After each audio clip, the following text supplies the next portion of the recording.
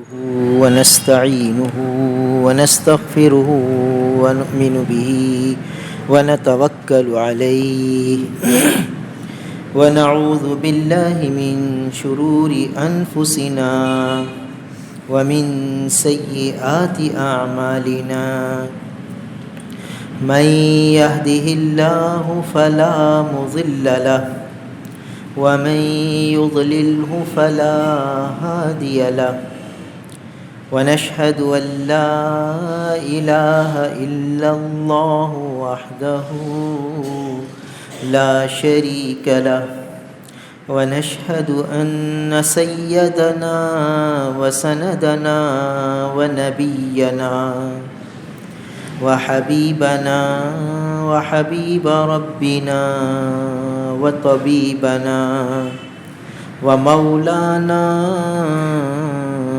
محمدا عبده ورسوله أما بعد فأعوذ بالله من الشيطان الرجيم بسم الله الرحمن الرحيم سبحان الذي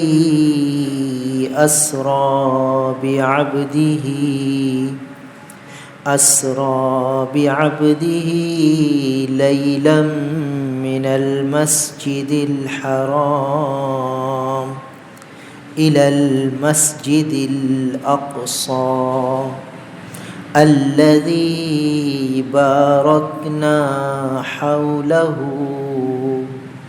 لنريه من آياتنا إنه هو السميع البصير صدق اللہ مولانا العظیم۔ میرے محترم بزرگوں اور عزیز بھائی، یہ سورہ بنی اسرائیل کی پہلی آیت ہے۔ اس میں معراج کے واقعے کی طرف اشارہ کیا گیا ہے۔ آج رجب المرجب کی 28ویں شب ہے۔ بہت سے مسلمان 27ویں رجب کی شب کو شب معراج کے عنوان سے مناتے ہیں اور اس کو بڑی رات سمجھتے ہیں۔ نوافل کا اہتمام کرتے ہیں، عبادات کا اہتمام کرتے ہیں، اگلے دن روزہ رکھنے کا اہتمام کر لیتے ہیں، اور اپنے تئیں اپنے گمان میں یوں سمجھتے ہیں کہ ہم نے بہت بڑا کام کر لیا اور بہت اچھا کام کر لیا اور بہت سارے فضائل حاصل کر لیے، بہت سارا ثواب سمیٹ لیا۔ اپنے گمان میں یوں سمجھتے، حالانکہ حقیقت ایسی نہیں ہے۔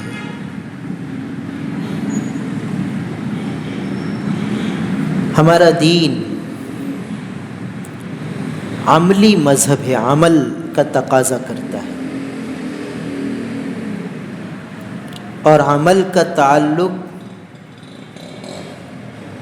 وہ ساری زندگی سے ہے۔ جب سے انسان بالغ ہوا اور مکلف ہوا، اس وقت سے لے کر موت تک اسے اعمال کرنے ہیں۔ تو ہمارا دین، اس کا تعلق عمل سے ہے اور عمل کا تعلق کرنے سے ہے، منانے سے نہیں ہے کہ اس فلاں کا دن منا لیا، فلاں کا دن منا لیا، فلاں رات منا لی۔ یہ منانا تو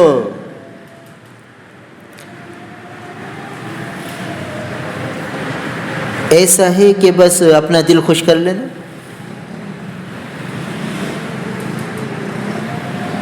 اصل ہے عمل۔ تو اللہ کے رسول صلی اللہ علیہ وسلم کو معراج ہوئی ہے یہ ہمارے آقا نبی کریم صلی اللہ علیہ وسلم کا معجزہ ہے اور ہمارے آقا کی ایک امتیازی شان ہے جو دوسرے انبیاء سے ہمارے آقا کو ممتاز کرتی ہے۔ مگر پھر اس رات کو منانا یہ حضرات صحابہ کرام رضوان اللہ تعالی علیہ مجمعین سے ثابت نہیں کہ اسے منایا گیا ہو، اور حضرات صحابہ کرام رضوان اللہ تعالی علیہ مجمعین دین کے معاملے میں اتنے حساس تھے اور اتنے محتاط تھے کہ جو عمل نبی کریم صلی اللہ علیہ وسلم سے ثابت تھا اس کو اسی مقام پر رکھتے تھے، نہ اس سے گھٹاتے تھے نہ بڑھاتے تھے۔ جو عمل جس درجے میں ہے اسی درجے میں رکھتے تھے۔ فرض درجے میں ہے تو فرض کے مقام پہ رکھتے تھے، سنت کے درجے میں ہے تو سنت کے درجے میں رکھتے تھے، مستحب کے درجے میں ہے تو مستحب کے درجے میں رکھتے تھے، مباح کے درجے میں ہے تو مباح کے درجے میں رکھتے تھے۔ جو عمل جس درجے میں ہوتا تھا اسے اس درجے میں رکھتے تھے، اس سے نہ گھٹاتے تھے نہ بڑھاتے تھے۔ حتیٰ کہ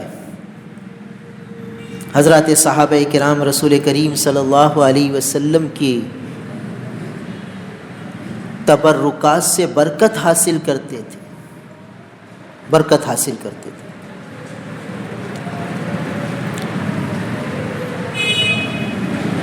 اللہ کے رسول صلی اللہ علیہ وسلم اپنے رشتے کی ایک رشتہ دار کے گھر تشریف لے گئے، وہاں آرام فرمایا۔ آپ صلی اللہ علیہ وسلم کے جسم اطہر سے پسینہ نکلا تو ان صحابیہ نے وہ پسینہ ایک شیشی میں جمع فرما لیا اور بطور تبرک رکھ لیا کہ امام الانبیاء کا مبارک پسینہ ہے۔ آپ صلی اللہ علیہ وسلم کے بال مبارک وہ حضرات صحابہ کرام برکت کے لیے رکھتے تھے۔ حضرت سیدنا امیر معاویہ رضی اللہ تعالیٰ عنہ کا جب وصال ہونے لگا تو سیدنا امیر معاویہ رضی اللہ تعالیٰ عنہ نے وصیت فرمائی کہ میرے پاس نبی کریم صلی اللہ علیہ وسلم کے بال مبارک ہیں اور ناخن مبارک ہیں، تو حضور صلی اللہ علیہ وسلم کے بال مبارک میری آنکھوں پہ رکھ دینا، میرے کفن میں جب مجھے تم کفن دینے لگو تو رسول اللہ صلی اللہ علیہ وسلم کے بال مبارک میری آنکھوں پہ رکھ دینا، امید ہے کہ اس کی برکت سے اللہ تعالیٰ میری نجات فرما دے۔ اتنا حضور صلی اللہ علیہ وسلم کے تبرکات سے حضرات صحابہ کرام برکت حاصل فرماتے تھے۔ اتنا حضور سے عشق تھا، اتنا تعلق تھا، اتنی محبت تھی، اتنی عقیدت تھی۔ مگر کیا ہوا، جس درخت کے نیچے بیعت رضوان ہوئی تھی، اس درخت کا تذکرہ قرآن پاک میں آیا، تحت الشجرہ اذ یبایعونک تحت الشجرہ، کہ جب آپ بیعت فرما رہے تھے درخت کے نیچے، صلح حدیبیہ کے موقع پر، حدیبیہ مقام پر، تو جس درخت کا تذکرہ قرآن میں آیا اور جس درخت کے نیچے امام الانبیاء جلوہ افروز ہوئے اور جس درخت کے پاس بیٹھ کر حضرات صحابہ کرام سے بیعت لی، جس کو بیعت رضوان کہتے ہیں، اور جو صحابہ اس بیعت میں موجود تھے وہ دوسرے صحابہ سے امتیازی مقام رکھتے ہیں، امتیازی مقام، خصوصی اہمیت رکھتے ہیں وہ صحابہ کرام جو بیعت رضوان میں شریک تھے اور جنہوں نے اللہ کے رسول صلی اللہ علیہ وسلم سے اس درخت کے نیچے بیعت فرمائی تھی۔ کتنا مبارک درخت ہے۔ تو لوگ کیا کرنے لگے کہ اس درخت کے پاس جانے لگے بطور برکت، اور پھر کچھ لوگ جانے لگے وہاں نفل پڑھنے لگے کہ امام الانبیاء یہاں جلوہ افروز ہوئے تھے۔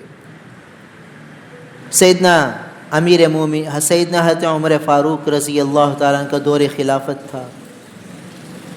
حضرت سیدنا فاروق اعظم رضی اللہ تعالیٰ عنہ نے دیکھا کہ یہ لوگ یہاں آنے لگے ہیں، اور ایسا نہ ہو کہ کل کو جا کے اس درخت کی پوجا کرنے لگے۔ اس درخت کو کٹوا دیا۔ کہاں تو حضور صلی اللہ علیہ وسلم کے ایک ایک بال سے برکت لی جاتی تھی، ایک ایک ناخن مبارک سے برکت لی جاتی تھی، پسینے مبارک سے برکت لی جاتی تھی، اور کہاں حضرت عمر فاروق رضی اللہ تعالیٰ عنہ کا یہ ایک محتاط عمل۔ اس سے پتہ چلتا ہے کہ حضرات صحابہ کرام رسول اللہ صلی اللہ علیہ وسلم کے دین میں کتنے محتاط تھے، کتنے حساس تھے۔ تھوڑی سی بھی لچک برداشت نہیں تھی، تھوڑی سی بھی کمی زیادتی برداشت نہیں تھی۔ تو دیکھیے درخت کٹوا دیا، کتنا مبارک درخت جس کا قرآن میں تذکرہ آیا، کس خطرے کی وجہ سے کہ کل کو لوگ اس کو پوجا ہی نہ کرنے لگے۔ برکت اپنی جگہ، تبرک اپنی جگہ، مگر جہاں عقیدے کا فساد اور بگاڑ آنے لگے تو یہ گوارا نہیں تھا۔ اور صحابہ کا مجمع تھا، کسی نے بھی اعتراض نہیں کیا کہ یا سیدنا عمر فاروق آپ کیا فرما رہے ہیں، اتنی برکت کی چیز کو آپ کٹوا رہے ہیں۔ صحابہ کا مجمع، معلوم ہوتا ہے سبھی محتاط تھے، کسی نے بھی اعتراض نہیں فرمایا۔ تو آج ہم یوں کہہ دیتے ہیں کہ اگر یہ رات منا لی تو حرج کیا ہے، بھائی نماز نفل تو پڑھ رہے ہیں، روزہ ہی تو رکھ رہے ہیں، چلو اور دنوں میں موقع نہیں ملتا، اس عنوان سے اگر روزہ رکھ لیا تو حرج کیا ہے، ایک عبادت ہی تو کر رہے ہیں۔ تو بھائی وہ درخت بھی تو ایک مبارک درخت تھا جس کا تذکرہ قرآن میں آیا تھا، چونکہ خطرہ تھا کہ اس کو سب کچھ سمجھ لیں گے، اور یہ خطرہ یہاں بھی ہے کہ لوگوں نے کیا کیا کہ شب معراج منانے لگ گئے۔ منانا کیا کہ بس ایک رات میں تھوڑی سی عبادت کر لی اور بڑے مطمئن ہو گئے، اور فرائض جو روز فرض نماز معراج میں ملی تھی وہ غائب، اس کی اہمیت نہیں ہے، اس کی اہمیت نہیں ہے، معراج کی رات کی اہمیت ہے، کیونکہ اس کا تعلق منانے سے ہے، اور نماز روز پڑھنے سے، نماز کا تعلق تو روز پڑھنے سے، روز 5 وقت حاضری دو اللہ کے دربار میں۔ تو جو کرنے کا کام ہے وہ نہیں کریں گے، منانے کے کام میں آگے بڑھیں گے اور اہتمام سے منائیں گے۔ تو اس کا دیکھیے نقصان کیا ہو رہا ہے، اس کا سائیڈ ایفیکٹ کیا ہے کہ آدمی عمل سے دور ہوتا ہے اور مطمئن ہو جاتا ہے تھوڑی سی عبادت سے۔ جبکہ حضرت سیدنا عمر فاروق رضی اللہ تعالیٰ عنہ نے کتابوں میں قصہ لکھا ہے کہ ایک شخص نے 27 رجب کا روزہ رکھا، اسی نیت سے کہ برکت کا دن ہے، مبارک دن ہے، بڑا دن ہے، تو لہٰذا روزہ رکھ لو۔ سیدنا عمر فاروق رضی اللہ تعالیٰ عنہ کو علم ہوا تو انہوں نے اس روزے کو توڑوا دیا، اس شخص کو کہا کہ توڑو اس روزے کو، بعد میں اس کی قضا کر لینا، نفل روزہ توڑ دو تو بعد میں قضا ہوتی ہے۔ توڑوا دیا اس کا روزہ۔ بھائی کیوں توڑوایا، روزہ ہی تو رکھا تھا۔ ہاں روزہ ہی تو رکھا تھا، مگر 27 رجب کی نسبت سے رکھا تھا کہ چلو یہ بڑا دن ہے، اس کو بڑا دن سمجھتے ہوئے رکھا تھا۔ یہ سمجھنا غلط تھا، یہ دین میں کمی بیشی تھی۔ جیسے عام دن ہے ایسے 27 رجب کا دن تھا، جیسے عام دن میں روزہ رکھ سکتے ہیں ایسے 27 رجب میں روزہ رکھ سکتے ہیں، مگر چونکہ 27 رجب کا عنوان ایک بڑی رات اور بڑے دن کا بن گیا تو حضرت سیدنا عمر فاروق رضی اللہ تعالیٰ عنہ نے توڑوا دیا روزہ۔ سیدنا عمر فاروق رضی اللہ تعالیٰ عنہ روزہ توڑوائیں اور ہم کہیں کہ رکھو بھائی بڑا ثواب ہے اور رکھنے میں حرج کیا ہے؟ گویا وہ دین نہ سمجھے، ہم سمجھے، الیاذ باللہ۔ ہمارا عمل تو یہ بتاتا ہے، انہوں نے روزہ توڑوا دیا، ہم کہتے رکھ لو، حرج کیا ہے بھائی، روزہ ہی تو رکھ رہے ہیں، کوئی گناہ تھوڑی کر رہے ہیں، اگر رکھ لیا تو کون سا گناہ کر لیا۔ تو حضرت سیدنا عمر فاروق رضی اللہ تعالیٰ نے روزہ توڑوا دیا، تو کیوں توڑوا دیا؟ یہ صحابہ کا عمل بتاتا ہے کہ یہ صحابہ دین کے بارے میں بہت حساس تھے۔ لہٰذا حضرت عبداللہ ابن عمر رضی اللہ عنہما کا قصہ لکھا ہے کتابوں میں، ایک شخص کو چھینک آئی تو اس نے چھینک کر الحمدللہ کہا اور ساتھ میں اللہم صلی علی محمد پڑھ دیا، اللہم صلی علی محمد، الحمدللہ بھی کہا اور الحمدللہ کے ساتھ یہ زیادتی کر دی، اللہم صلی علی محمد۔ بھائی یہ تو درود شریف ہے، ایک مرتبہ درود شریف پڑھو تو 10 رحمتیں برستی ہیں. اس نے کون سا گناہ کیا تھا؟ سیدنا عبداللہ ابن عمر رضی اللہ عنہما نے نکیر فرمایا کہ اللہم صلی علی محمد تو میں بھی کہتا ہوں، مگر یہ موقع اللہم صلی علی محمد کہنے کا نہیں ہے. اور پھر فرمایا کہ ہمارے آقا نبی کریم صلی اللہ علیہ وسلم نے ہمیں یہ تعلیم دی ہے کہ چھینک آئے تو الحمدللہ کہو، اور جس نے سنا ہے الحمدللہ تو وہ جواب میں کہے یرحمک اللہ، اور پھر یہ چھینکنے والا جواب میں کہے یہدیکم اللہ ویصلح بالکم. پوری تعلیم نبی کی سکھائی. اس میں چونکہ اللہم صلی علی محمد کا تذکرہ نہیں تھا تو اس کی نکیر فرمائی کہ یہ اس موقع پر نہ کہو، ورنہ تو یہ تو درود شریف ہے، بہت بڑی عبادت ہے، بڑی سعادت اور برکت کی چیز ہے، مگر یہ محل اس کا نہیں.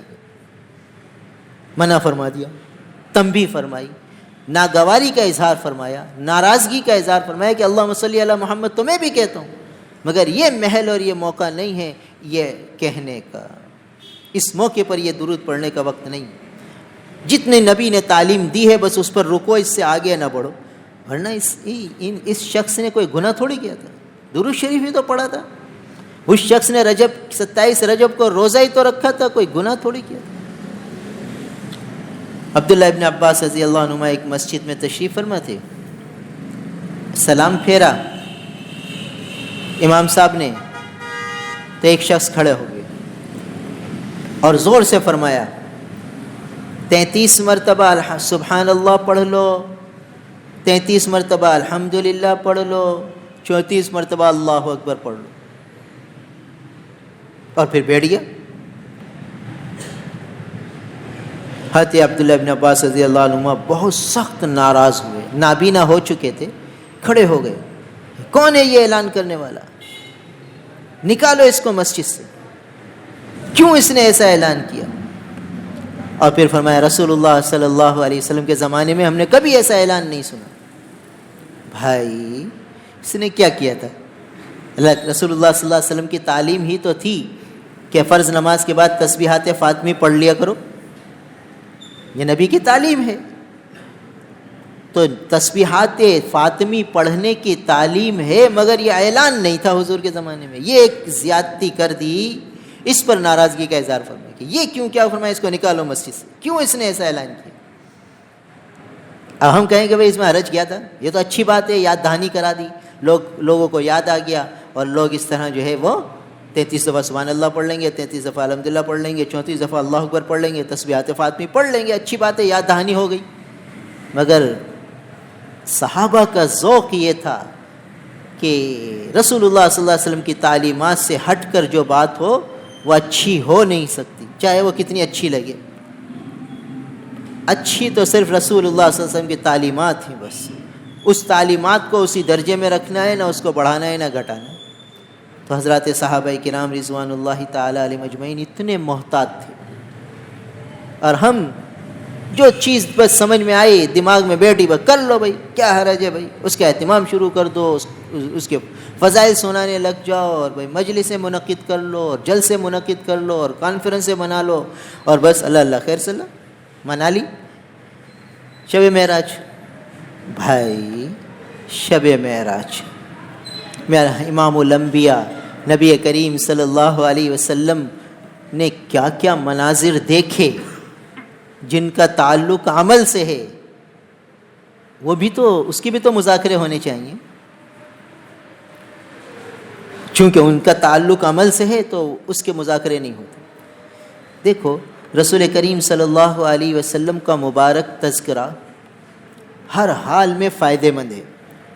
نبی پاک صلی اللہ علیہ وسلم کے جمال مبارک کی مذاکرے کرو، آپ صلی اللہ علیہ وسلم کے حسن و جمال کا تذکرہ کرو، باعث برکت ہے، باعث ثواب ہے، باعث خیر و رحمت ہے. جب رسول اللہ صلی اللہ علیہ وسلم کا مبارک تذکرہ ہوتا ہے رحمتیں برستی. تو رسول اللہ صلی اللہ علیہ وسلم کے معراج کے تذکرے کرو تو یہ بھی باعث برکت ہے، باعث رحمت ہے. مگر معراج کے تذکرے میں دو باتیں ہیں، دو طرح کے ذکر ہیں. ایک وہ جس میں رسول اللہ صلی اللہ علیہ وسلم تشریف لے گئے، براق پر سفر ہوا، آسمان پر مسجد اقصیٰ پہنچے اور پھر وہاں امامت فرمائی، انبیاء علیہ السلام سے ملاقاتیں ہوئیں، پھر آسمان پر تشریف لے گئے، آسمانوں پر مختلف انبیاء علیہ السلام سے ملاقاتیں ہوئیں. یہ سب تذکرے باعث خیر و برکت ہیں، باعث نزول رحمت ہے. مگر اس کے لیے کوئی رجب کا انتظار کرنے کی ضرورت نہیں ہے، اور 27 رجب کی بھی ضرورت نہیں ہے. سارا سال یہ تذکرے کرو، رحمت ہی رحمت، برکت ہی برکت. کیونکہ رسول کریم صلی اللہ علیہ وسلم کی سیرت طیبہ کا کسی بھی عنوان سے تذکرہ کرو، بس رحمتوں کا نزول ہوتا ہے، برکتوں کا نزول ہوتا ہے، اللہ تعالیٰ خوش ہوتے ہیں. تو آپ صلی اللہ علیہ وسلم کی سیرت طیبہ کے دو پہلو ہیں. ایک وہ پہلو جن کا تعلق آپ صلی اللہ علیہ وسلم کی ذات اقدس سے ہے، اس کا تذکرہ بھی باعث رحمت، باعث برکت، باعث خیر و رحمت ہے. اور اس تذکرے سے رسول اللہ صلی اللہ تعالیٰ علیہ وسلم کی عقیدت اور محبت دل میں جاگزیں ہوتی ہے، دل میں قرار پکڑتی ہے کہ ہمارے آقا کی یہ شان، ہمارے آقا کی یہ شان، ہمارے آقا کا یہ مقام، یہ مرتبہ.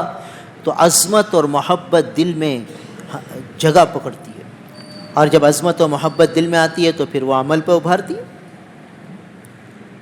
جو عظمت اور محبت اور عقیدت عمل پر نہ ابھارے وہ خالی سمپل ہے، بس باتیں ہیں. عقیدت اور محبت آدمی کو عمل پہ ابھارتی ہے. حضرات صحابہ کرام رضوان اللہ تعالی علیہم اجمعین کے قلوب میں امام الانبیاء کی عظمت اور محبت حقیقی معنوں میں تھی. تو دیکھیے، کوئی ایک حکم ان سے چھوٹتا تھا دین کا، کوئی ایک سنت ان سے چھوٹتی تھی. آج ہم باتوں کے رہ گئے. وہ حقیقی معنوں میں عظمت اور محبت ہمارے دلوں میں نہیں ہے. اگر ہوتی تو ایک سنت ہم سے نہ چھوٹتی، حضور کا ایک طریقہ ہم سے نہ چھوٹتا، حضور کی ایک تعلیم ہم سے نہ چھوٹتی. بس ایک فارمیلٹی ہے جو ہم نے پوری کر لی ہے کہ بھئی ٹھیک ہے، ہمیں اللہ کے نبی سے محبت ہے. اللہ تعالیٰ اپنا فضل فرمائے، اسی کو ہی قبول فرما لیں. مگر اصل عقیدت اور محبت وہ ہے جو عمل پہ ابھارے. تو رسول کریم صلی اللہ علیہ وسلم کی سیرت طیبہ میں جو رسول اللہ صلی اللہ علیہ وسلم کی ذات اقدس سے متعلق تذکرہ ہے، اس سے عقیدت اور محبت پیدا ہوتی ہے، اور یہ عقیدت اور محبت عمل پر لاتی ہے. اور سیرت طیبہ کا دوسرا پہلو اس کا تعلق عمل سے، سراسر عمل سے، اس میں براہ راست عمل ہے. تو ایسے ہی معراج کے قصے میں ایک تو آپ صلی اللہ علیہ وسلم کی ذات سے تعلق ہے اس کا کہ کتنا اونچا مقام اللہ تعالیٰ نے اپنے حبیب کو عطا فرمایا، کیا شان عطا فرمائی، کیا مرتبہ عطا فرمایا. تو وہ سب تذکرہ باعث خیر و برکت ہے. اور دوسرا معراج سے تعلق رکھتا ہے عمل کی باتیں، کہ اللہ کے رسول صلی اللہ علیہ وسلم کیا کچھ دیکھ کر آئے اور امت کو بتایا. جب امت کو بتایا تو امت کو ان اعمال سے بچنا ہے جن کی سزائیں ہمارے نبی دیکھ کر آئے کہ اس عمل کی یہ سزا، اس عمل کی یہ سزا، اس عمل کی یہ سزا رسول کریم صلی اللہ علیہ وسلم دیکھ کر آئے. تو ہمیں اب ان اعمال سے بچنا ہے. یہ معراج کا سبق ہے. اب معراج کے اس سبق کو کوئی یاد ہی نہیں کرتا، اس کا تذکرہ بھی نہیں ہوتا. تو چند اعمال آج ذکر کرنے ہیں جو رسول کریم صلی اللہ علیہ وسلم دیکھ کر آئے. تو ایک بات اللہ کے رسول صلی اللہ علیہ وسلم فرماتے ہیں کہ جب اللہ کے رسول صلی اللہ علیہ وسلم تشریف لے گئے معراج پر تو جہنم کو بھی دیکھا، وہاں کی سزاؤں کو دیکھا.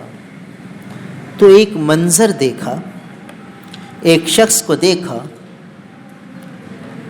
بلکہ بہت سے لوگوں کو دیکھا کہ ان کا پیٹ بہت بڑا ہے، بہت بڑا پیٹ ہے. اتنا بڑا پیٹ ہے جتنا بہت بڑا گھر ہو، اور اس پیٹ میں سانپ وہ چکر لگا رہا ہے، سانپ نظر آ رہا ہے. پیٹ بہت بڑا اور اس میں سانپ وہ چکر لگا رہا ہے اور ڈس رہا ہے. اور اس آدمی کی حالت متغیر ہو رہی ہے اور وہ تکلیف کی شدت سے اور کرب کی شدت سے پریشان ہے. بتائیے کتنی سخت اذیت ناک سزا ہے. بھائی تھوڑے سے پیٹ میں کیڑے ہو جاتے ہیں نا، اس سے آدمی کتنا پریشان ہو جاتا ہے. وہ تو اللہ کا شکر ہے کہ اللہ نے یہ پیٹ کو ڈھک دیا ہے، کچھ نظر نہیں آتا کہ اندر کیا ہے. یہ سب اللہ کی کرم نوازی ہے. حکیم الامت مجدد الملت حضرت مولانا اشرف علی صاحب تھانوی رحمۃ اللہ علیہ نے اپنے ایک وعظ میں بڑی عجیب بات لکھی ہے. مت اللہ تعالیٰ نے یہ جو انسان کا پیٹ بنایا ہے یہ ڈھکا ڈھول ہے، یعنی اللہ نے اس ڈھول کو بالکل ڈھک دیا ہے، اندر کی ساری چیزیں چھپا دی ہیں. اگر یہ نہ چھپتیں اور اللہ تعالیٰ اس پر ایسی جھلی لگاتے کہ ہر چیز نظر آ رہی ہوتی، پھیپھڑا نظر آ رہا ہوتا، گردہ نظر آ رہا ہوتا، تو بتائیے کیا حال ہوتا. اور پھر اللہ تعالیٰ نے جو اندر گند ہے، بدبو ہے، اس کو بالکل چھپا دیا ہے. بھائی اگر یہ پسینہ جو نکلتا ہے ہلکی سی بو ہوتی ہے، اگر یہ پسینہ پاخانے کا عرق ہوتا اور جسم سے نکلتا تو بتاؤ ہم سب یہاں بیٹھتے؟ ہر انسان دوسرے سے بھاگتا. ایسی بدبو ہوتی کہ آدمی برداشت نہیں کر سکتا. اور فرمایا کہ اللہ تعالیٰ نے آنتوں کے اندر قوت ماسکہ رکھی ہے کہ یہ فضلات رکے ہوئے ہیں. جب تقاضا ہوتا ہے آدمی واش روم جاتا ہے، فارغ ہو کے آ جاتا ہے.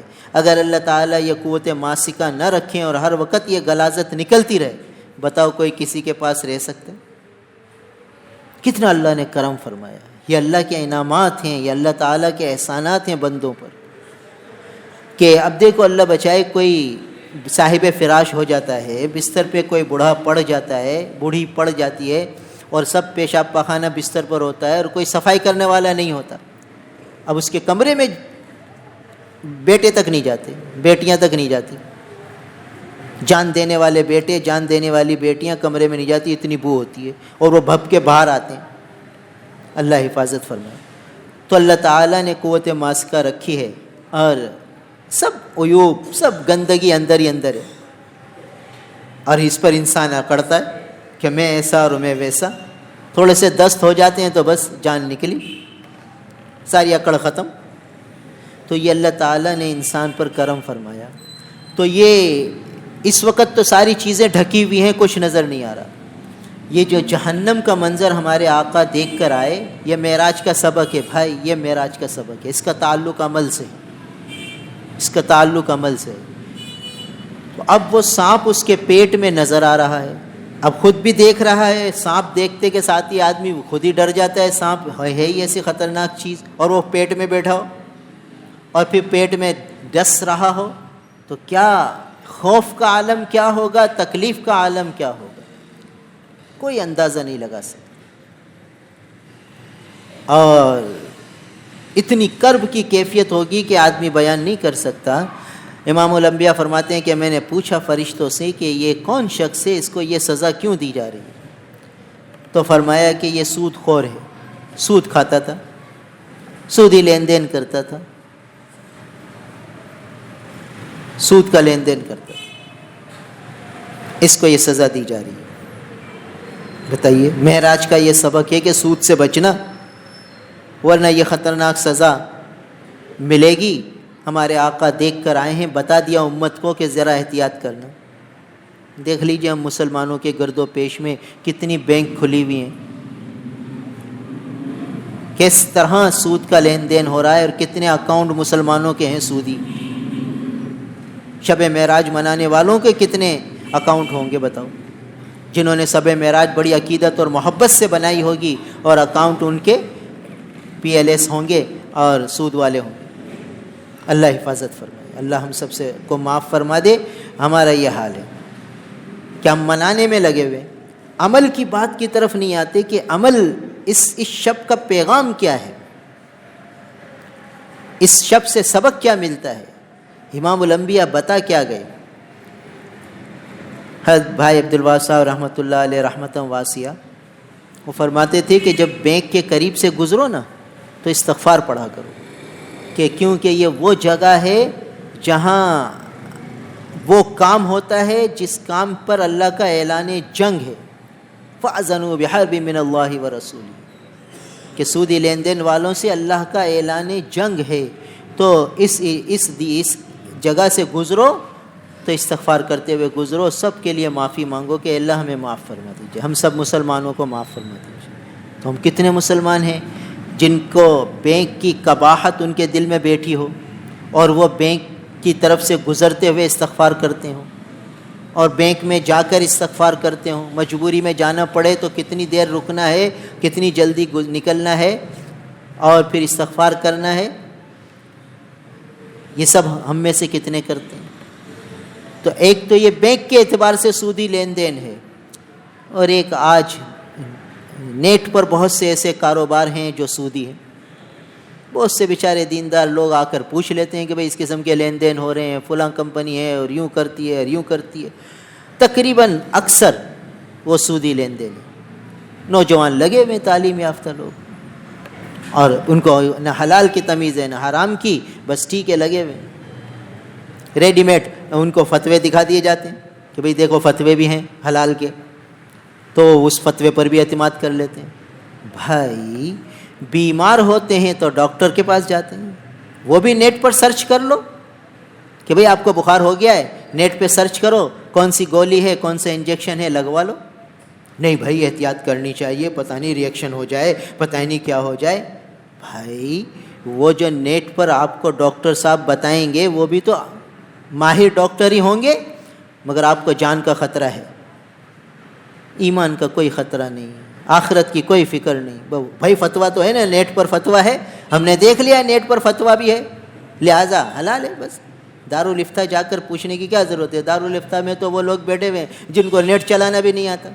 آج کل یہ شوشہ بھی چھوڑا جاتا ہے کہ بھئی یہ لوگ یہ بیٹھے ہوئے ہیں جن کو نیٹ چلانا بھی نہیں آتا، جن کو دنیا کے تقاضوں کا ہی پتہ نہیں کہ آج دنیا کہاں پہنچ گئی ہے، وہ پرانی باتوں میں لے کر بیٹھے ہوئے ہیں، ان کو کیا پتہ کہ آج کل کس سسٹم سے نظام چل رہا ہے۔ تو یہ جو ریڈی میڈ مولوی ہیں، یہ فتویٰ یہ اتھینٹک ہے اور باقی سب ایسے ہی ہے، ان کو تو پتہ ہی نہیں ہوگا کہ کیا ہے۔ تو لوگ کہتے ہیں ہاں بھائی واقعی بات تو یہ صحیح ہے، لہذا بس مبتلا ہو جاتے ہیں، پتہ بھی نہیں کہ سودی لین دین کر رہے ہیں اور کتنا خطرے میں ہیں، احساس بھی نہیں۔ اور بیمار ہوں گے تو فوراً ڈاکٹر کے پاس۔ کیوں ڈاکٹر کے پاس؟ آج کل ایسے بھی تو ڈاکٹر ہیں جو بالکل اناڑی قسم کے ہیں، مگر نہیں، جائیں گے محتاط ڈھونڈ ڈھانڈ کے معتبر ڈاکٹر کے پاس جائیں گے، ان کو ہزاروں روپے فیس بھی دیں گے، پھر وہ جتنے ٹیسٹ کروائیں گے وہ بھی ٹیسٹ کروائیں گے، اس کے بھی خرچے برداشت کریں گے۔ ڈاکٹر کو یہ نہیں کہیں گے کہ ہم نے پہلے سے ٹیسٹ کروائے ہوئے ہیں، اس کو ہی دیکھ لو، ڈاکٹر کہے گا نہیں یہ فلاں جگہ سے ٹیسٹ کراؤ۔ پتہ ہے کہ ڈاکٹر اس لیے کرواتا ہے کہ وہ لوگ ان کے کمیشن بندھے ہوئے، پھر بھی کروائیں گے، کوئی اعتراض نہیں کریں گے ڈاکٹر پر۔ یعنی اتنا اعتماد کرتے ہیں ڈاکٹر پر اور علماء پر اور دارالفتہ پر، وہ ٹھیک ہے نیٹ سے جو چاہے دیکھ لو۔ بھائی یہ شرعی معاملات ہیں، یہ معتبر دارالفتہ میں جا کر پوچھنا چاہیے کہ بھئی ہم یہ لین دین کر رہے ہیں، یہ صحیح ہے یہ غلط ہے۔ بہت سی اسکیمیں چل رہی ہیں، ادھر پلاٹنگ ہوئی نہیں ہے، وہ جنگل بیابان ہے اور فائلوں پہ فائلیں بک رہی ہیں، یہ سب سودی لین دین ہے۔ فائلوں پہ فائلیں، وہ جنگل بیابان ہے، کچھ پتہ نہیں کون سا پلاٹ ہے، بس وہ نقشے میں بنا ہوا ہے۔ اب دیکھو یہ پیغام معراج ہے، معراج کا پیغام ہے کہ جو سودی لین دین کریں گے تو وہ اتنا بڑا پیٹ ہوگا ان کا، اس میں سانپ ہوگا، وہ نظر آ رہا ہوگا، ڈس رہا ہوگا۔ تو سانپ دیکھ کر ایک خوف کا عالم اور ڈسنے کی تکلیف مستقل الگ، یہ منظر ہمارے آقا دیکھ کر آئے ہیں اور امت کو بتایا ہے۔ یہ معراج کا پیغام ہے، معراج کا سبق ہے۔ اب ہمیں کتنا بچنا چاہیے بھائی یہ تعلیمات ایسی تھیں ہمارے نبی کی کہ آدمی سوکھی روٹی کھا لے، ان چکروں میں نہ پڑے، مگر ہر آدمی یہ ہے کہ بس کماؤ، کسی طریقے سے مال آنا چاہیے، کسی طریقے سے مال بننا چاہیے۔ اور بھائی جہاں سے بھی بس فتویٰ ہاتھ میں آ گیا بس ٹھیک ہے۔ بھائی معتبر علماء کے پاس جاؤ، معتبر لوگوں کے پاس جاؤ، ان سے پوچھو، معتبر دارالفتہ میں جاؤ، حیدرآباد میں سمجھ میں نہیں آتے، دارالعلوم کراچی ہے، نیو ٹاؤن ہے، بڑے بڑے کراچی میں مدرسے ہیں، ٹھیک ہے، یہاں علاج نہیں کراتے تو آغا خان جاتے ہیں، لیاقت نیشنل ہاسپٹل جاتے ہیں. تو ایسے ہی ہمارے بڑے ادارے ہیں کراچی میں، دارالعلوم کورنگی میں ہے، نیو ٹاؤن ہے، وہاں جا کے علماء سے پوچھیں کہ بھئی ہم یہ لین دین نیٹ پر کر رہے ہیں، اس کی گنجائش ہے کہ نہیں ہے. تو وہ بتائیں گے کون سی صورت کی گنجائش ہے، کون سی صورت میں نہیں ہے گنجائش. ورنہ تو بھائی اس قسم کے سودی لین دین کرتے رہیں گے، حلال بھی سمجھتے رہیں گے، اور آخرت میں مرتے کے ساتھ ہی یہ حشر شروع ہو جائے گا. ہمارے نبی دیکھ کر آئے ہیں. تو اتنا سخت معاملہ ہے یہ سودی لین دین کا. کوئی آسان بات نہیں ہے کہ چلو بھئی ایسے اللہ غفور الرحیم ہے، اللہ بخش دیں گے. اگر ایسے ہی ہوتا تو پھر سزائیں کیوں رکھی ہیں اللہ تعالیٰ نے؟ اگر اتنا ہی بخشنا، ایسی ساری بخششیں ہو جائیں تو پھر یہ سزائیں ذکر کرنے کا فائدہ کیا ہے؟ کیوں سزائیں ذکر کی ہیں؟ بھئی ٹھیک ہے زندگی گزارتے رہو، ہاں تو بخشش ہی بخشش ہے. تو پھر جس نے جو بچا اس کی بھی بخشش، اور جو نہ بچا جس نے گناہ کیا، نافرمانیاں کی، وہ بھی بخشا گیا. تو پھر حساب کتاب کا فائدہ کیا ہے؟ پھر تو ساری چیزیں ایسے ہی ہیں، بیکار ہیں. اگر ہم اس اصول پہ چلیں کہ بھئی صحیح ہے اللہ غفور الرحیم ہے، کیا کریں اب؟ بھائی ایسا نہیں ہے. آدمی محتاط ہو کے چلے، خصوصاً آمدنی کے ذرائع میں دیکھے کہ کوئی گڑبڑ نہ ہو. جیسا مال ملا بھائی، چوری کا مال ہے، کیا مال ہے، سستا مل رہا ہے بس خرید لو.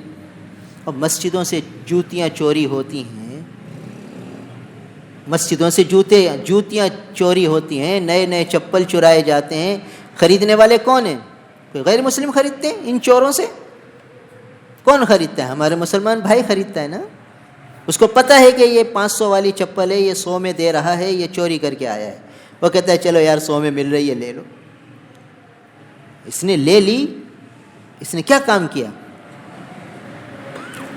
فقہاء کرام نے ایک مسئلہ لکھا ہے کہ ہر وہ ناجائز نفع وہ سود کے حکم میں آتا ہے. تو اس نے جو 400 روپے کا نفع حاصل کر لیا کہ 500 والی چپل 100 میں خرید لی، تو 400 کا اس نے نفع کیا، یہ سودی لین دین ہے.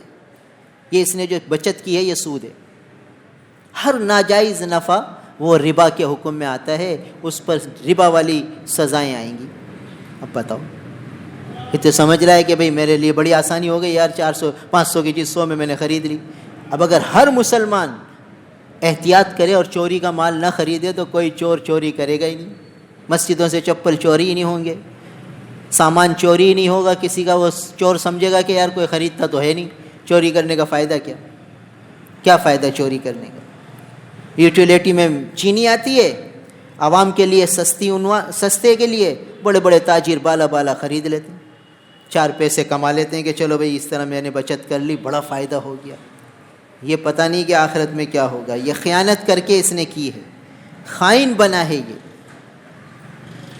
کہ عوام کے لیے آئی تھی کہ غریب لوگ، عوام کو فائدہ ہو جائے کہ 100 والی چیز 70 میں مل جائے. اس نے بالا سودا کر لیا.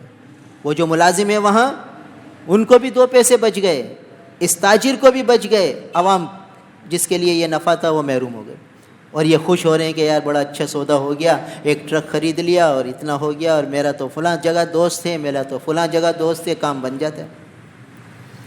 تو کوئی حلال حرام کی تمیز ہی نہیں، بس نفع ہونا چاہیے. جہاں نفع دیکھا، اب یہ غرض ہی نہیں ہے کہ یہ چوری کا ہے کس کا ہے، بس خرید لو، 2 پیسے بچ رہے ہیں لے لو. بھائی کتنی سخت سزا ہمارے نبی دیکھ کر آئے. تو ہر وہ ناجائز نفع جو شریعت کے حکم کو توڑ کر کمایا گیا ہو، وہ ربا کے حکم میں ہے، سود کے حکم میں ہے، اس سے بچنا ہے بھائی. تو آمدنیوں کو دیکھنا ہے، حلال کمانا ہے. یہ جو آج اولادیں ستا رہی ہیں نا، اور گھروں میں جھگڑے ہیں، اللہ حفاظت فرمائے، اللہ ہم سب کو معاف فرمائے. اس کی ایک اہم وجہ آمدنی میں گڑبڑ ہے. جہاں آمدنی میں گڑبڑ ہوگی وہاں لڑائی جھگڑے ہوں گے. جہاں حلال کا لقمہ ہوگا وہاں جوڑ اور محبت ہوگی. حلال میں اللہ نے محبت رکھی ہے، جوڑ رکھا ہے، اور حرام میں توڑ رکھا ہے، نفرتیں رکھی ہیں.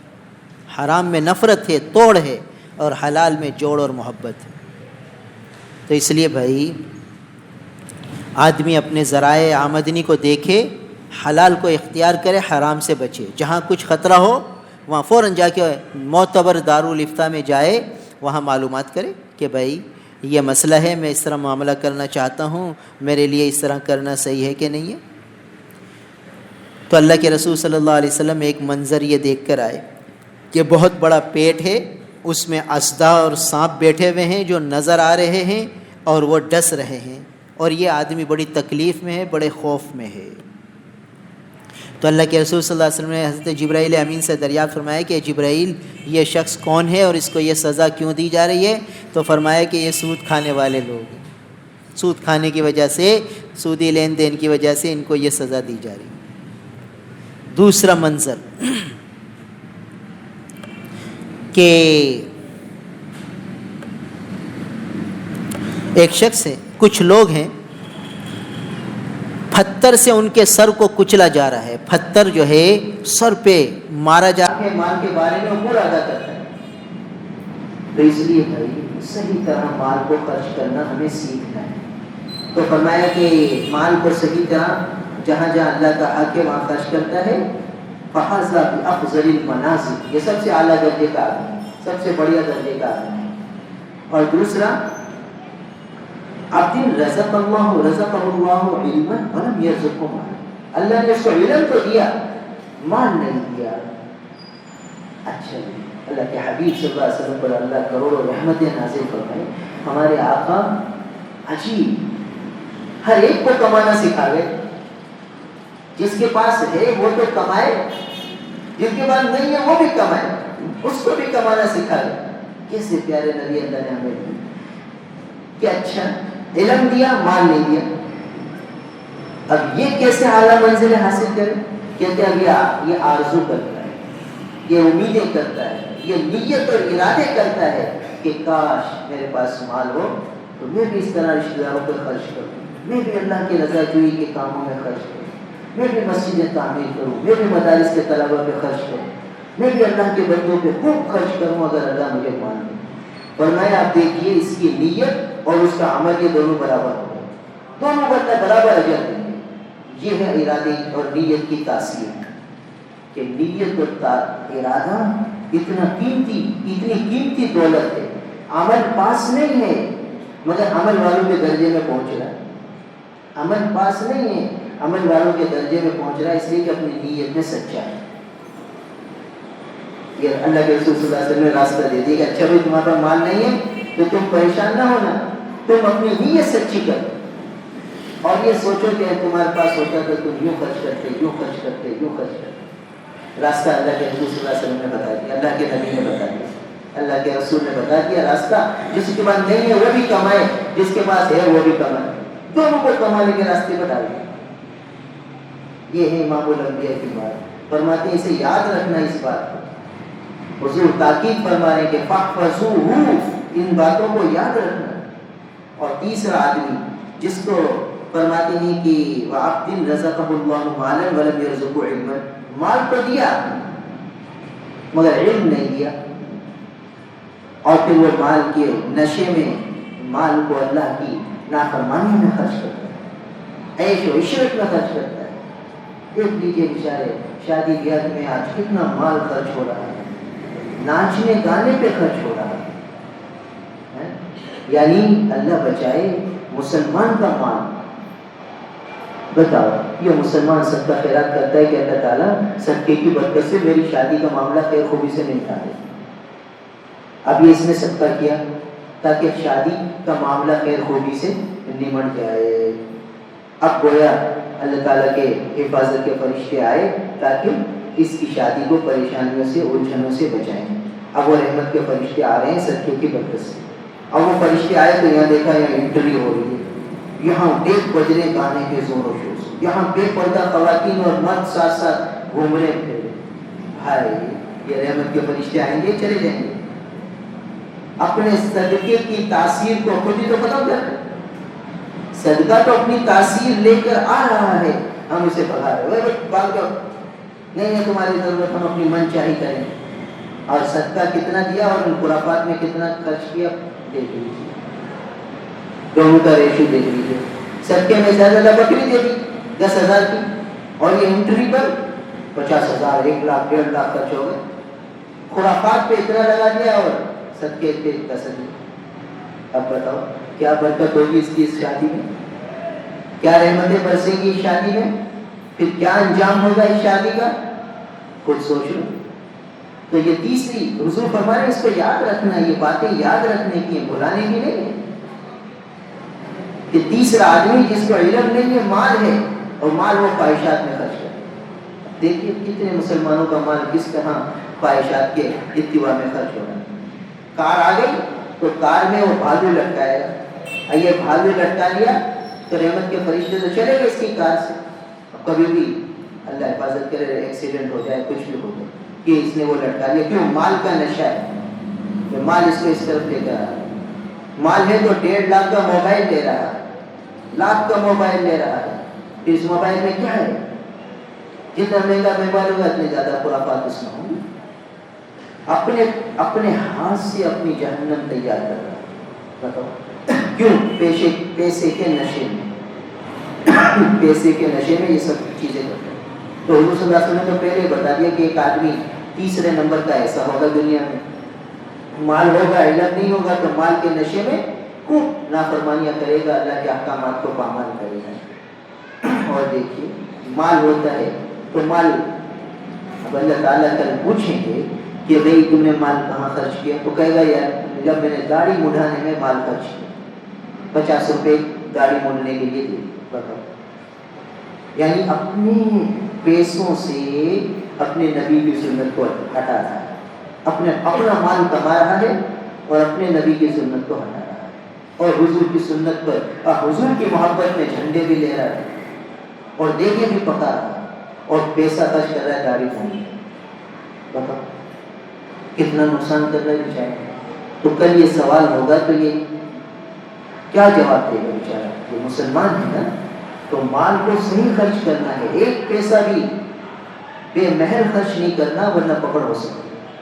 تو تیسرا شخص وہ ہے جس کو مال دیا، علم نہیں کیا اور وہ مال اپنی خواہشات میں خرچ کرتا ہے۔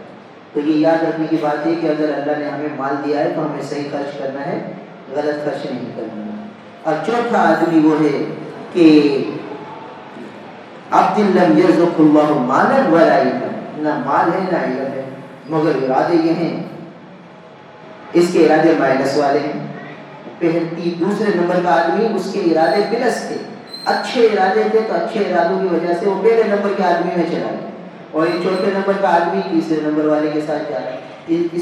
اس نے کوئی گناہ میں مال خرچ نہیں کیا، کوئی نافرمانی میں مال خرچ نہیں کیا، مگر جب یہ دیکھتا ہے یار اس نے شادی میں ایسا کیا، یار میرے پاس مال ہو تو میں بھی ایسا ہی کروں، بس کر لیا جائے اور اسی کے ساتھ اس کا عاشق ہو۔ جیسے اس کی پکڑ ہوگی، حالانکہ اس نے تو مال خرچ کیا تھا، مگر اس کی بھی پکڑ ہوگی کہ یہ بھی اپنے ارادے میں ایسا ہی پکا تھا کہ اگر اس کے پاس مال آتا تو یہ ایسے ہی کرتا، کیونکہ اس نے سوچا کہ میرے پاس مال ہو تو میں 1.5 لاکھ کا موبائل خریدوں گا، پھر میں بھی یوں ہی کروں گا جیسے یہ کرتا، تو میرے پاس گاڑی ہوگی تو میں بھی یوں ہی کروں گا جیسے یہ کرتا۔ سب خرافات اس کے ذہن میں پکتی رہتی ہیں اور یہ اپنے بناتے رہتا ہے پروگرام کے مال آ جائے تو یوں کروں گا یوں کروں گا۔ اب بیچارہ عمل نہیں کیا، اپنے ارادے کی وجہ سے پھنس جائے گا۔ اور تیسرے نمبر والے آدمی کی جیسے پٹائی ہوگی، جیسے جہنم میں جلے گا، ایسے اس کی بھی پٹائی ہوگی، یہ بھی جہنم میں جلے گا۔ گناہ نہیں کیا، گناہ کا ارادہ کیا، گناہ نہیں کیا، گناہ کا عزم کیا، بس یہ بھی دھر لیا جائے گا۔ تو یہ 4 قسم کے آدمی حضور صلی اللہ علیہ وسلم نے فرمائے، اور امام ابو عیسیٰ فرماتے ہیں کہ یہ حدیث حسن صحیح بہت معتبر درجے کی حدیث ہے، کیونکہ یہ خود امام بخاری رحمۃ اللہ علیہ سے روایت فرمانے ہیں۔ تو اس میں 4 قسم کے آدمیوں کی بات ہمارے سامنے آئی۔ اب ہمیں غور کرنا ہے میں کس درجے کا آدمی، پہلے نمبر والے میں ہوں، دوسرے نمبر والے میں ہوں، بس پہلے یا دوسرے میں رہنا ہے، تیسرے چوتھے میں نہیں جانا ہے۔ تیسرے میں ہے تو فوراً دوسرے میں، چوتھے پہلے میں چلیے۔ تو حضور صلی اللہ علیہ وسلم فرماتے ہیں اس بات کو یاد رکھنا۔ یاد رکھنے کا مطلب یہ ہے کہ ہر وقت یہ مستحضر ہو اور ان باتوں کے مذاکرے ہوں اپنی مجلسوں میں، کہ ہمارے نبی تو یہ فرماتے ہیں، ہمیں تو اپنے نبی کی بات پر عمل کرنا ہے، اپنے نبی کے طریقے پہ چلنا ہے، حضور کی سیرت کو اپنانا ہے، حضور کے طریقے کو اپنے سراپا میں لانا ہے۔ ہر طرف، ہر وقت، ہر جگہ، ہر موقع پر رسول اللہ صلی اللہ علیہ وسلم کی تعلیمات کے چرچے اور تذکرے ہوں، تاکہ یہ چیزیں رواج نہ ہوں۔ اللہ تعالیٰ ہم سب کو عمل کی توفیق عطا فرمائے۔ الحمد للہ رب العالمین والعاقبۃ للمتقین والصلاة والسلام علی رسولہ محمد وآلہ وأصحابہ اجمعین۔ نستغفر اللہ ونتوب الیہ نستغفر اللہ ونتوب الیہ لا الہ الا انت سبحانک انی کنت من الظالمین لا الہ الا انت سبحانک انی کنت من الظالمین۔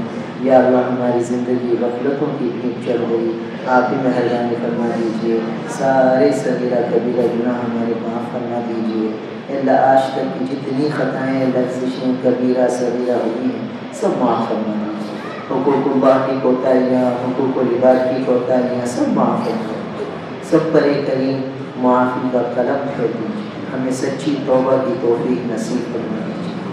دل سے اللہ اپنے گناہوں کا پر احساس ندامت ہمیں نصیب فرما دیجیے۔ اے اللہ ہماری کوتاہیاں درگزر فرما دیجیے۔ اے اللہ معافی کا قلم پھیر دیجیے، ہماری شامت اعمال ہم پر مسلط نہ فرمائیے۔ اے اللہ اپنی رحمتوں کے دروازے ہم پر بند نہ فرمائیے، اپنی عنایات کے دروازے ہم پر کھلے رکھیے۔ اے اللہ ہر طرف سے باطل والوں نے مسلمانوں کو اپنے شکنجے میں جکڑ لیا ہے، آپ کی مہربانی فرما دیجیے۔ باطل کی ہر چال کو، باطل کی ہر سازش کو یا اللہ ناکام بنا دیجیے، ان کی اسکیموں کو فیل کر دیجیے۔ تمام مسلمانوں کی جان کی، مال کی، عزت کی، آبرو کی یا اللہ پوری حفاظت فرما دیجیے۔ اے اللہ ہمارے ملک میں امن قائم فرما دیجیے، ہمارے شہروں میں امن قائم فرما دیجیے۔ ہر قسم کی بیماریوں سے، وباؤں سے، بلاؤں سے ہماری حفاظت فرما دیجیے۔ کورونا کے شر سے ہم سب کی حفاظت فرما دیجیے، تمام مسلمانوں کی حفاظت فرما دیجیے۔ اے اللہ اپنے فضل سے ہر سازش سے ہماری حفاظت فرمائیے، ہر پریشانی سے سب کی حفاظت فرما دیجیے۔ ہمارے کاروباروں کی، کاروبار کی حفاظت فرمائیے، مال کی، جان کی، عزت کی، آبرو کی حفاظت فرمائیے۔ اے اللہ وسعتوں والی، برکتوں والی روزی عطا فرما دیجیے، سب کے لیے اللہ غیب سے وسعتوں والی روزی کے فیصلے فرما دیجیے۔ اے اللہ باطل والے ایسی چالیں چل رہے ہیں کہ مسلمانوں کا رزق ختم ہو جائے، یہ لوگ غریب ہو جائیں، آپ کے اللہ کے فضل سے رحمتوں کے، برکتوں کے دروازے مسلمانوں پر کھول دیجیے۔ ہماری شامت اعمال ہم پر مسلط نہ فرمائیے، ان باطل والوں کی چالیں ہم پر اے اللہ کامیاب نہ ہونے دیجیے، ان کی اسکیموں کو آپ ناکام بنا دیجیے۔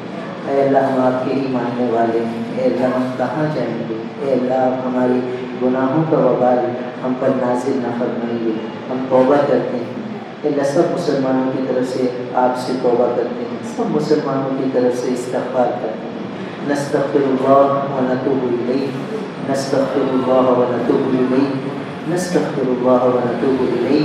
یا اللہ یہ توبہ، یہ استغفار ہر فرد مسلم اور ہر فرد مسلمہ کی طرف سے آپ کی بارگاہ میں عرض کر رہے ہیں۔ یا اللہ سب کو معاف فرمائے، ہم سب مسلمانوں کو، امت مسلمہ کے ہر فرد کے ہر کبیرہ صغیرہ کو یا اللہ معاف فرما دیجیے، اور اے اللہ اس کا، ان گناہوں کا وبال ہم پر نازل نہ فرمائیے۔ اے اللہ ہر طرف عذاب کی شکلیں نظر آ رہی ہیں، اے اللہ سارے احکام تو آپ کے چلتے ہیں، اے اللہ آپ کے اپنے فضل سے خیر کے، رحمتوں کے فیصلے فرما دیجیے، عافیت کے، سلامتی کے فیصلے فرما دیجیے، برکتوں کے فیصلے فرما دیجیے۔ اے اللہ تائید غیبی مسلمانوں کے شامل حال فرما دیجیے۔ اللہم انا نجعلک فی نحورہم ونعوذ بک من شرورہم، اللہم انا نعوذ بک من شرورہم، اللہم انا نجعلک فی نحورہم ونعوذ بک من شرورہم۔ اے اللہ ہماری مسجدوں کو آباد فرما دیجیے، علماء کی حفاظت فرما دیجیے، مسلمانوں کی حفاظت فرما دیجیے، اے اللہ مدارس کی حفاظت فرما دیجیے۔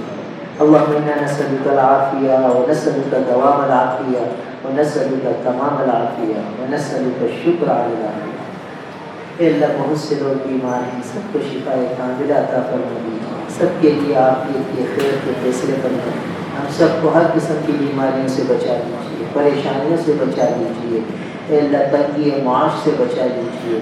اے اللہ نمازوں کا اہتمام ہمیں نصیب فرما دیجیے، ہماری مسجدوں کو فجر میں ایسا آباد فرما دیجیے جیسے جمعے میں ہماری مسجدیں آباد ہوتی ہیں۔ اے اللہ مسلمانوں کے دلوں کو مسجد کی طرف مائل فرما دیجیے، مسجدوں کو آباد فرما دیجیے۔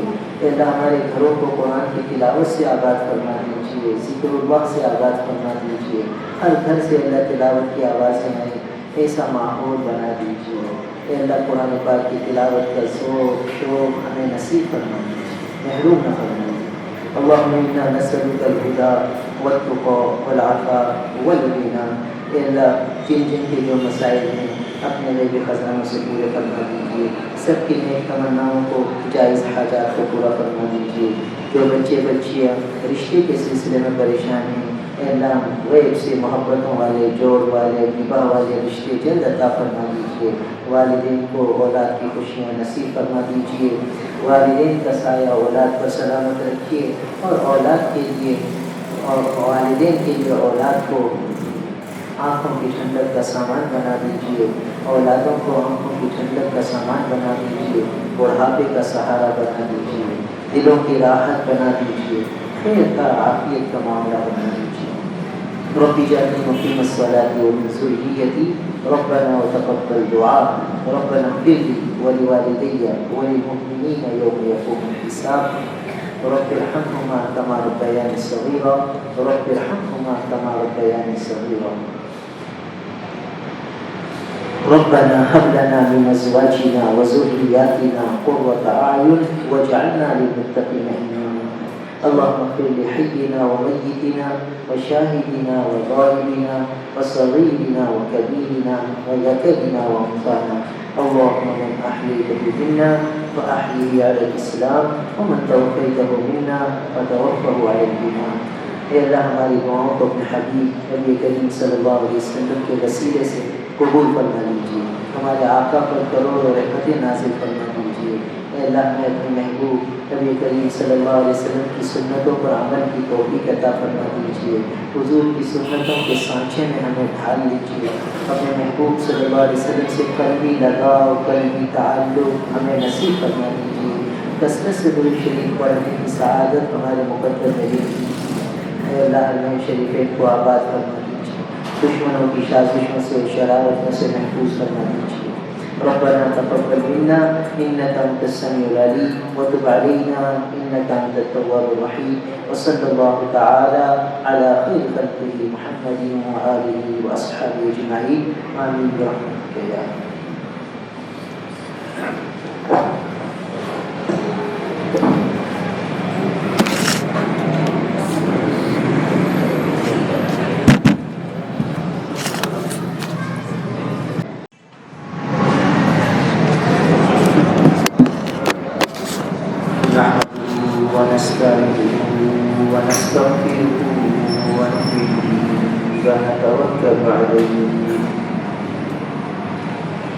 ونعوذ بالله من شرور أنفسنا ومن سيئات أعمالنا من يهده الله فلا مضل له ومن يضلله فلا هادي له ونشهد أن لا إله إلا الله وحده لا شريك له ونشهد أن سيدنا وسندنا ونبينا وحبيبنا وحبيب ربنا وطبيبنا ومولانا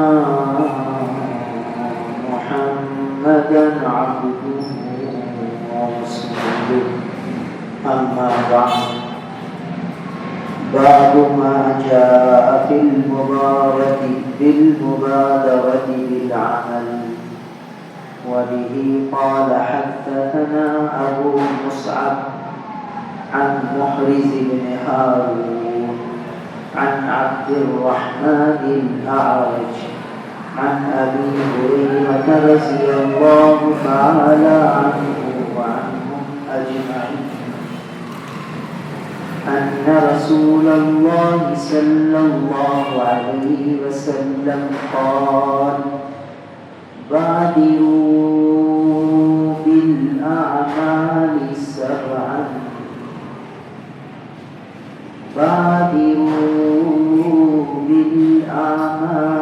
سبعا هل تنتظرون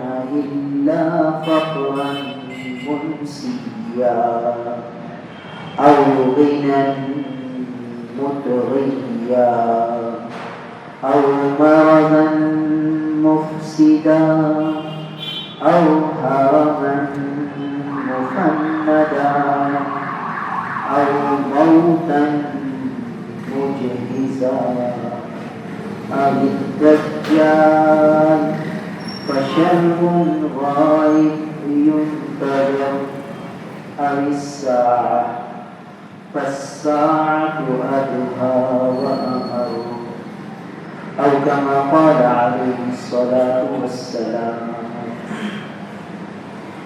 میرے محترم بزرگ اور عزیز بھائی، حضرت امام ترمذی رحمہ اللہ رحمۃ واسعہ یہ باب قائم فرما رہے ہیں نیک اعمال میں جلدی کرنے کے بیان میں، اور حدیث مبارکہ لائے ہیں جس میں نبی کریم صلی اللہ علیہ وسلم حضرات صحابہ کرام رضوان اللہ تعالی علیہ مجمعین کو نیک اعمال کو جلدی سے کر لینے پر تنبیہ فرمائی اور نیک اعمال پر ابھارنے کے لیے ایک اسلوب، ایک انداز بیان اپنایا اور 7 چیزیں ارشاد فرمائی۔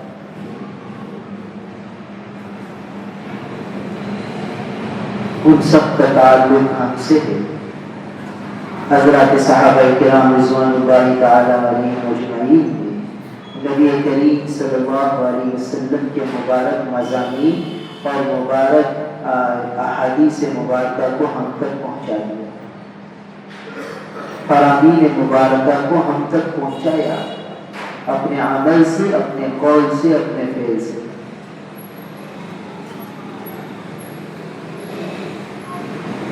اللہ کے حبیب نبی کریم صلی اللہ علیہ وسلم حضرات صحابہ کرام رضوان اللہ تعالی علیہ اجمعین کو تاکید فرما رہے ہیں کہ نیک اعمال میں جلدی کرنا، تاخیر نہ کرو۔ قرآن مجید میں بھی اللہ تعالی نے کئی جگہ نیک اعمال میں آگے بڑھنے کو فرما دیا، فاستبقوا الخیرات، فاستبقوا الخیرات، نیکیوں میں سبقت کرو، آگے بڑھو۔ سارعوا الی مغفرۃ من ربکم وجنۃ عرضها السماوات والارض اعدت للمتقین، کہ دوڑ لگاؤ، جلدی کرو اپنے رب کی مغفرت کی طرف اور جنت کی طرف دوڑ لگاؤ۔ جنت کی طرف دوڑ کیسے لگے گی؟ مغفرت کی طرف دوڑ کیسے لگے گی؟ کہ نیکیوں میں جلدی کرے، نیک اعمال جلدی جلدی کرے، اس میں سستی نہ کرے، غفلت نہ کرے، لاپرواہی نہ کرے۔ جو لمحہ زندگی مل رہا ہے وہ بڑا گرمایا ہے، قیمتی دولت، قیمتی سرمایہ، ضائع نہیں کرنا۔ ایک روایت میں آتے ہیں کہ قیامت میں بھی سب لوگ حسرت کریں گے، حسرت۔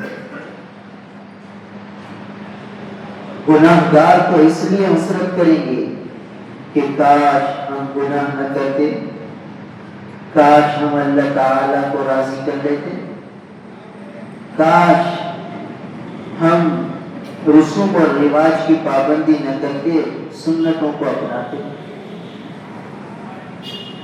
اس طرح حسرتیں کریں جنہوں نے گناہ کیے اور جنہوں نے نیکیاں کی ہوں گی، وہ بھی حسرت کریں۔